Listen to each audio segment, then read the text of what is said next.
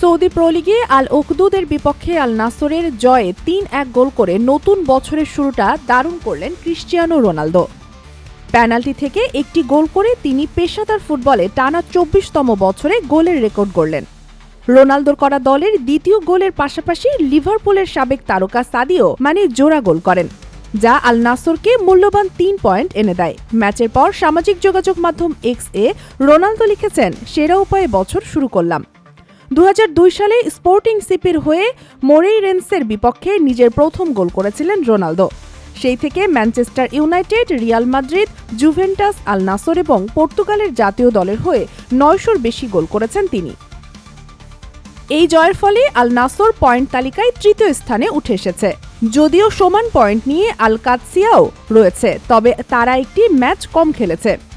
Stefano পিওলির দল বর্তমানে লিগের শীর্ষ দল আল ইত্তিহাদের থেকে ৮ পয়েন্ট পিছিয়ে রয়েছে, যাদের একটি ম্যাচ হাতে রয়েছে।